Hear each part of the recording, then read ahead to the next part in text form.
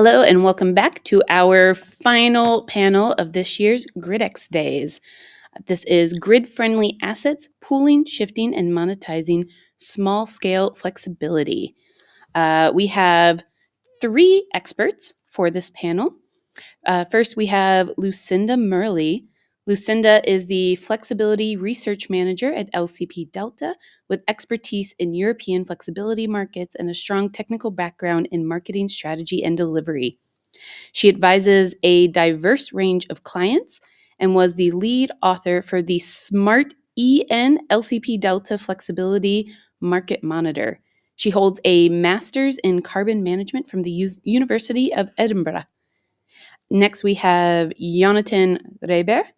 Jonatan is the co-founder and CPO of Fever, an energy flexibility platform advancing sustainable smart grid solutions by optimizing market performance and asset orchestration. With over 10 years in product development and growth, including roles at Spotify, he also serves on the board of the edtech company Lexplore and invests in early-stage Nordic startups through ACVC. And then joining me in the studio is gridX's own Nicolai Stickler. Nicolai is the Innovation and Partner Sales Manager here at gridX, where he drives digital transformation in the energy sector by helping partners launch new energy products using gridX's technology. With expertise in energy engineering and agile methodologies, he collaborates with stakeholders to develop tailored solutions and recently led the go-to-market strategy for a new product. So, welcome Lucinda, Jonatan, and Nicolai. Hello. This panel is going to be a little bit different than the rest of the panels we've had the past 2 days, and this one is going to start with 5-minute presentations from each of our panelists, and we will actually be starting in studio with Nicolai's first. Okay, 1 second, share my screen.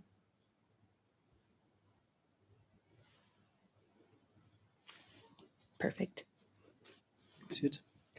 Okay, great. So today I would like to give you 2 specific examples for small-scale flexibility use cases that gridX implements. But before we do that, we would zoom out a little bit for a moment and look at trends in the European market. So European markets differ. What constitutes a value driver in one country does not necessarily match a value driver in a different country.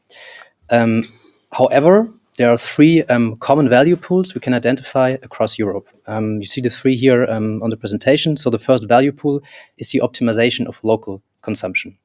The second one is dynamic price optimization, so using time of use tariffs. And the third one, we wrote market flexibility and regulation, is basically providing flexibility to the system and getting rewards for it. Let's put it that way. So in order to cater to the different needs of these markets for companies, for product companies like gridX and others, it's very important to design products in a way that make them scalable, reliable, and also adaptable. And we at gridX, we do it in a way like with a hybrid approach. We have a local gateway, the Gridbox, and the optimization in the cloud. This is important because, as I said, flexibility use cases and grid-friendly control, they are the future if they're not already here. So, as I said, 2 examples. The first one, looking at the Dutch market. So how can flexibilization of decentralized assets not only help the grid, but also benefit end customers? So in the Dutch market, the TSOs, the transmission system operators, they make use of different balancing markets to stabilize the grid. And one of them is called the passive imbalance market. And here the balancing responsible parties, let's just call them utility energy companies in that context, they are incentivized, encouraged to help the TSO to stabilize the grid, and they get financial rewards for it. And we at gridX, we developed a product, we call it Xenon Flex, to enable our customers to participate in this market. So what that means, like very specifically, it gives them the ability to aggregate decentralized assets in their portfolio to a virtual battery and then actually act on this impassive balance market, and earn money with this. Yeah, as shown here, the number they are able to generate up to 1,400 euros per HEMS per year, and then share this value with the clients. So the Dutch market, or this example, is specific to the Dutch market. However, aggregating flexibility and then providing this to the system and generating revenues to it is also applicable to other countries. Second example, this one is for Germany. So there's a let's say quite famous law, at least under in the expert domain, right? It's well known under the name of 14a, paragraph 14a, and this basically allows the distribution system operators, the DSOs, to steer certain assets like heat pumps and batteries and others, which were installed after 2024, and reduce the power they actually draw from the grid for specific times. Obviously, it's a little bit more complicated than that, but let's just say that's it basically. And all the German end customers, they have to comply to this rule. But when participating in it, they also have an upside. So they get several hundred euros per year reduced grid fees. So they save money. And we at gridX also developed a product for that. We call it Grid Signal Processor Module. And this actually enables our customers to give the value proposition to their end customers, saying, hey, if you buy that, you are 100% compliant. And hence you save several hundred euros per year on the energy bill. This also is something which is specific to Germany. However, we believe, like others also, that other countries might adapt similar regulation, right, to protect the grid and stabilize it. Yeah, that's it from my side. Thank you. Excellent. Thank you so much. And now we will move on to a presentation from Lucinda. We will not. We will move on to Jonatan. Hi, everyone. Can you hear me okay? Mm-hmm. Great. Nice to meet you all. So Jonatan Raber from Fever Energy, and I'll just share my screen for some slides about Fever Energy and kind of balancing in the Nordics right now. All right. Can you see my presentation? I can see you. Yes. Great. Okay, so you all know this, but demand for flexibility is skyrocketing. And in short, Fever Energy is a platform that allows you to unlock the full potential of your energy assets that you have in your portfolio. Now, the reason for why flexibility demand is skyrocketing is, as you all know, we're going from a very controllable and predictable past to a uncontrollable and very difficult to predict future. And so Fever tries to bridge this by bringing more control and more predictability to the energy grid.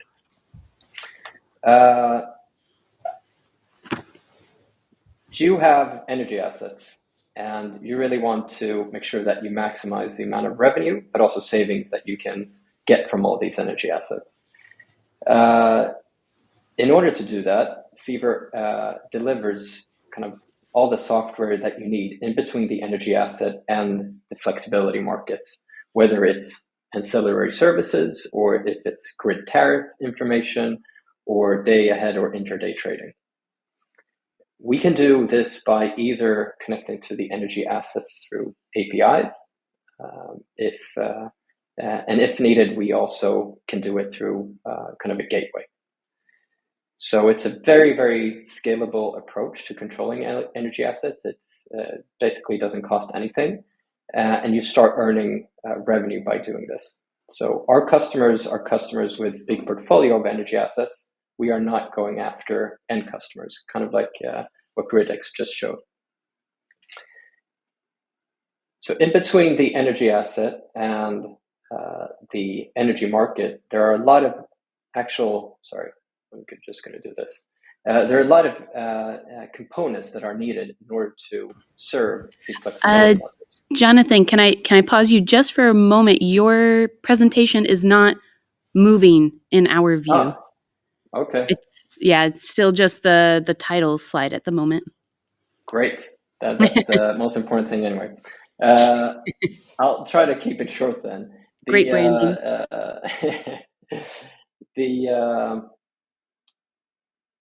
the fact that you have energy assets doesn't mean that you can actually get money from flexibility markets or actually apply the logic needed for term of use or time of use or grid fees or self-consumption. So there are a lot of predictions that are needed, a lot of optimization and orchestration that goes between the energy asset and the actual dispatch, and that is what Fever does. So we deliver all that as a platform. So today I know we're going to focus some on kind of ancillary markets and balancing. And what I think makes Fever a bit different from others is that we can cater to all the different balancing markets and the different kind of behind the meter applications and grid applications. So we go all the way from FFR functionality that is sub-second to FCR to AFR and MFR, and then also include the day ahead, intraday, peak shaving, and kind of time of use logic. So each one of these components in and of itself is somewhat complicated, but adding them together is really what makes the revenue optimization outstanding. And I think that is the future for anybody that's interested in this space. You cannot only focus on one product. In a couple of years in Europe, you'll need to stack all these products in order to have a competitive offering to your users. So I'll end there, especially since you can't see my slides, and look forward to the discussion.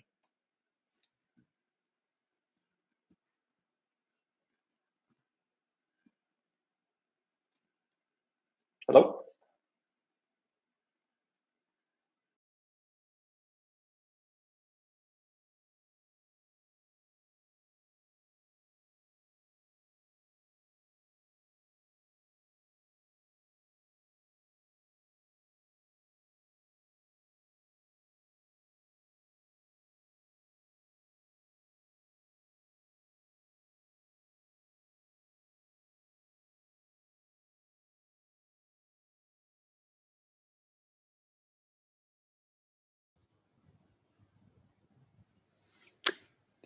Jonathan, can you hear me?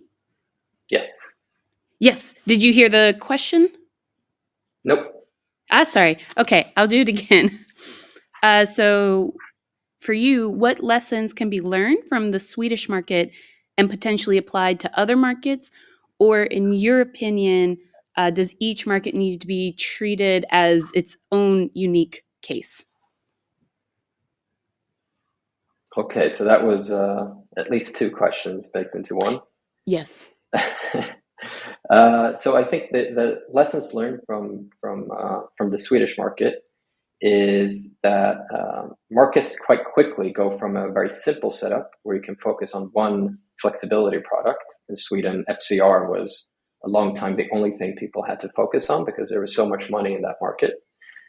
And quickly, the market transitions into having to stack different types of revenue on top of each other in order to have a competitive offering.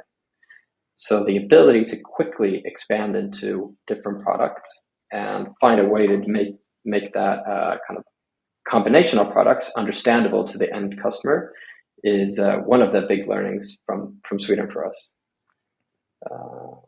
And I think that the second question, in terms of how you treat different markets, it's almost the opposite of what I just said. I think each market has its flavor, and you shouldn't try to overcomplicate it.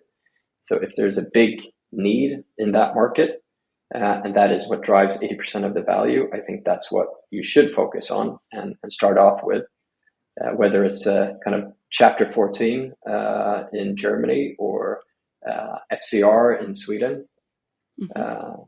Not overcomplicating it just because you can, but waiting with that until it's needed, I think is our approach at least. Okay.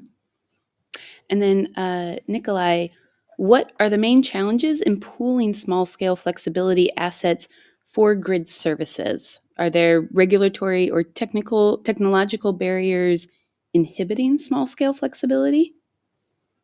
Yeah, I would say so. So there are like two you just mentioned, two factors, two aspects. Maybe there's, I guess there's a lot more. You could maybe also add customer awareness and financial perspectives. So looking at technological points, right? Aggregating and disaggregating decentralized assets is just in itself challenging, technically challenging, possible, but challenging. And also the making things predictable, right? Like forecasting behavior, especially because humans are involved, makes it maybe especially hard. There are solutions to it. I mean, the more data we have from a statistical point of view, right, the easier it becomes to just, if just one person unplugs the car, right? So the behavior of the system might change, but if you have like thousands or millions, it might not matter so much or not at all. So there's solutions to it, but however, it's complicated. Then also there are a lot of players involved. From a regulatory point of view, I would say, well, government bodies, they are adapting to this, right? But it's still, from some markets, it's more evolved. For some, maybe less. 14A in Germany is a regulation now, right, that brings a lot of challenges for all involved players. Germany is maybe, again, a special case because of market design and the roles they're participating. However, I guess for other markets, you have other regulatory challenges. And they're evolving over time. And then you always have governments, right? They're changing. So also, like, people are looking for, I mean, they want to plan, right, their business cases. And if these things change again, or there's uncertainties, that makes it additionally complicated. And then the other aspect I was mentioning, maybe customer awareness, also, right? You also have to, like, you need the customers to buy these products, and you have to educate them a lot, right? Because they are still, I mean, it's, even if you are very good at explaining it, the end customer product, which is always the goal, the aim, it's not like maybe buying a, like some boots, right? People are not used to these products, maybe not the same way like others are. Yeah. So. Okay. And in your opinion, how can partnerships between utilities, tech companies, and aggregators maybe drive innovation in pooling these small-scale assets? So what I was mentioning before, right, as you need a lot of different like roles, players you just mentioned, to create the end customer. I mean, in the end, the end customer, right, what the name says, like, he's paying, like, we are all paying for this, right? So we must make sure to take all the complexity away from the end customer and make it so easy and so attractive that they would just say, yeah, it's a no-brainer, I will buy the product. So, and that's becoming easier, I would assume, the more reliable partnerships you have, right? Because you need to interact with the other partners. They have their specific jobs to be done in the energy system. And building like strong relationships, understanding each other better, right, and working closely together will help making these products more attractive for the end customer in the end. Okay. And then we have a question from the audience. Jonathan, maybe you would be able to take this. So it says, as we add more small-scale assets to the grid, what kind of cybersecurity risk are we looking at? Are there strategies in place to manage these risks? I love that question. And the short answer is that the cybersecurity risks are huge. So we have a number of examples, actually, where in Europe you've had kind of non-friendly forces taking control of huge volumes of solar power. So solar power, for example, and all of a sudden they're able to control 20 gigawatts of energy, which could really destroy the grid. So cybersecurity is something that needs to be taken extremely seriously. In the Nordics, where we kind of have our home base, cybersecurity is really baked into everything we do from day one. So a lot of our thinking emanates from the financial tech industry, actually, where cybersecurity is, extremely well thought out, and there are a number of frameworks already. So when we control centrally controlled assets, we actually already have approvals from the TSO in these markets where they grade your cybersecurity levels. and they do testing on the cybersecurity to really understand if you take it seriously and what levels you uphold. And these are pretty strict cybersecurity requirements. And it's not only our system that needs to be safe, it's the end-to-end system that needs to be safe so that no bad actor comes in. So I think there will be a much more regulation and much more oversight and standardization in terms of what cybersecurity means. We just need to take it very seriously, I think. Mm-hmm. Can I Yeah. add something maybe? Mm-hmm. Jonathan's point. So not so much the expert for the Nordics as you are, but looking at maybe then again the German example, right? A point we touched, I think, in the last panel discussion regarding smart meters, right? Mm-hmm. So this infrastructure is crucial for changing our energy system. And Germany, there is some say Germany goes a special way, right? And so, okay, you can have an opinion on that. But with respect to cybersecurity, from my understanding, this is a very let's say it's a very secure way on how to implement this infrastructure, right? And that from my side would be a point to add to Jonathan, right? Really making sure, even though we're lagging behind, now getting it right. And making sure that the foundation of the energy system is really secure, because the more decentralized assets you add to the grid, the more potential entry points for non-friendly, how you call them, Jonathan, right? Entities you have or potentially have. And so closing these gates is crucial from my understanding. Mm-hmm. And then we do have another question from the audience. For small consumers interested in joining these flexibility programs, what kind of technology or investment is actually needed? And is this technology affordable right now? Jonathan, I feel like I'm going to throw that one to you. Sure. I think it kind of depends on what market you're situated in. Exactly how affordable or the economics around different technology assets. Like if you are a homeowner, for example, and you have solar panels, or if you decide to invest into battery, the economics around that will depend on where in the grid you are and what country that grid exists in. So it's a very tough question to answer straight off the bat, I would say.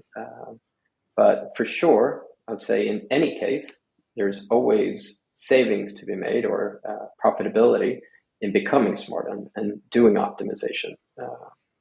So I think that's always true. And then the level of it depends on where you are. Nicolai, do you have anything to add? Yeah, can you just repeat the question? It's entirely. I believe it was asking about flexibility. Yeah, and then affordable, depending on, making it affordable for everybody. Okay, so I would argue, I mean, adding also to what Jonathan said, right? It's a big question. It really depends on a lot of factors. So maybe there's not the one single answer to it. But there, see it again. Join these flexibility programs. So without naming any companies, right? But there are offers already existing, right? Depending on the market, and so I would say in the end, all of the products we're talking about here are basically looking at someone who's like a homeowner, right? So these people will have the assets. The more they have, you could say, the more flexibility they can provide, just in general talking. And so if it's then a company offering a specific, let's say a tariff or something, right, where they optimize their behavior according to that, then there's something they get rewards for it, some giving reward for certain for allowing them to steer their assets, for example, and that will give them a monetary benefit, right? But this is involving it. You could say maybe it's becoming more and more important now and in the soon future.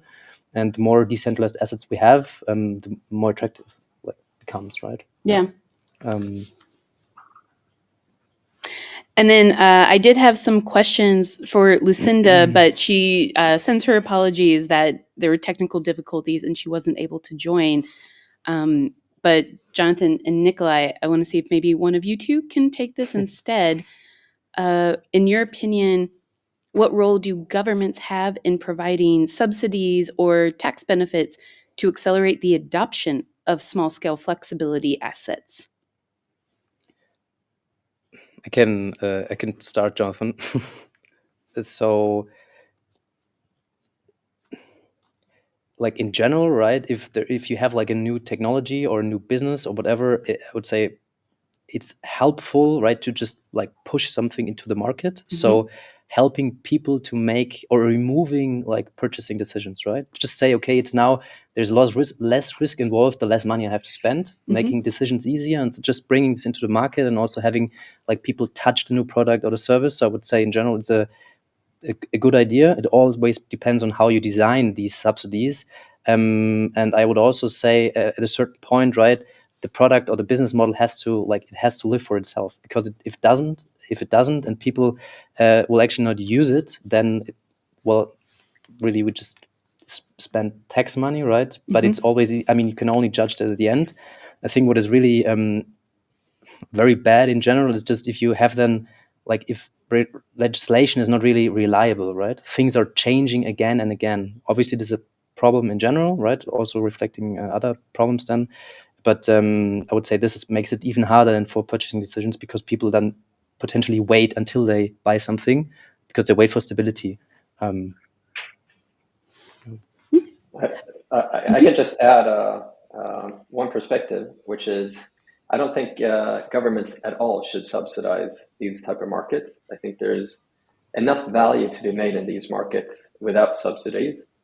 The big thing that governments should do is to deregulate how aggregators or how end house owners can actually be a part of these markets. So today you have a lot of restrictions in terms of how to join and what's needed in order to join, and where in the grid you need to be, and approvals and so on. And so that's one part. And then incentives for the actual grid owners to invest into flexibility does not exist at all. So today, grid owners are incentivized to just pour in more capex, more investments into building out the grid instead of making it more efficient. And that's kind of working against a lot of the flexibility supply that is there, and that could be taken advantage of, but isn't. So I think governments should just look at what incentives they can place on existing infrastructure to use flexibility more, rather than incentivize people to buy more flexibility products, for example. Okay. And then, Jonathan, I have another question for you. How does market design impact the value of small-scale flexibility for grid operators and participants? Wow, that was a difficult question. How does market design influence the value of small-scale flexibility? So it's difficult to know exactly what the question alludes to, but there are some kind of parameters here that we can think about. So one is market design in terms of how big different assets need to be in order to participate. What are the characteristics of certain assets to participate in some markets? Where I think if you look across the countries in Europe, some markets have very, very high thresholds to participate, whereas other markets have much lower thresholds. So I think that's one lever where I think you're going to go in Europe much more towards lower thresholds and lower volumes being able to participate themselves or in smaller groups. And that obviously brings more benefit, because then end customers and asset owners can participate more quickly. And then I think another aspect of it is how the different types of assets are allowed to participate. So an example is EV or electrical vehicles and electrical vehicle chargers, where if all the electrical vehicles would do the same thing at the same time in a grid, that would destroy the grid, even if it was trying to do something that's good for flexibility. So I think there needs to be some kind of rules and regulation in terms of how smart charging should be, actually, or how to kind of diffuse the smart charging so it doesn't destroy the grid at the same time. Okay. And we did have one more question from the audience. It was, how realistic is it to expect significant cost savings from scaling up small-scale flexibility? Are there specific barriers that could prevent this from reaching its full potential? Maybe start with Nicolai. Just to be sure, like when we say significant cost savings, we mean for end customers, like on a system level, or I mean, it's not written there. I take that as meaning significant cost savings for end savers and users. End users, yeah. I mean, let me just for Germany, right? I would say as we need smart meter infrastructure, right? Mm-hmm. It's a bottleneck, and it just takes a while, right, to bring this infrastructure into the field. Mm-hmm. It's also not necessarily then Fever or gridX who's doing that, right? There's a lot of households that need it. So I would say maybe it's rather it's just one perspective, but that will be solved hopefully just within a couple of years potentially. So that is one specific barrier, but I guess there's a solution for it. And then I would believe, as this helps, right? I mean, the grid operators, then they have the incentive, right? Because it gives them, if there's flexibility, they can use. It also helps them to actually not build more grid everywhere, right? But they can maybe make smarter decisions on that, and maybe adding to what Jonathan said before, like having the right incentives for the specific roles, so that they can actually create like business models that work. So I would say that's one perspective on it, which is a barrier, but also there's a solution to it. It just might take some time, to bring it into the field. And Jonathan, what would be your thoughts on that? I actually think I don't have anything to add aside from what was just said. Great. I think it was comprehensive. And maybe we're getting towards the end of the panel. We have one last question from the audience. As a small energy supplier in Germany managing a couple hundred customers with PV batteries and a growing number of wall boxes, what are technically the first steps in customers monetizing flexibility after rolling out smart meters? And I believe that is to you, Nicolai. Mm-hmm. What are technically the first steps to get customers monetizing flexibility after rolling out smart meters? Okay, let me just try to answer it in that way. So, I mean, as soon as the hardware infrastructure is there and the assets and everything you need can communicate, right? Then it's basically a question of, I mean, depending on, I mean, you have a contract with someone, right? Like someone who sold these assets to you or owns your energy contract, and they will offer products that let you participate in these markets, right? They will offer like a special tariff or something, incentivizing your behavior, when to charge or when to like do whatever, and then give you money back in a certain way. So there's like different ways to do it. So I don't want to like pick something as an example, but just like the hardware, as soon as it's available, right? Then it's a question of how the, like, let's say the financial energy contract is like designed, and that might differ. Then that's actually it. The end customer has to decide for something, what he feels well with, and then it's rather a question of, like the monetary value, right? If markets, you could say they go in a certain direction, right? But it's hard. It's hard to say when this will happen in 2 or 3 years. It's really, I can't tell. Can't foresee the future. Yeah.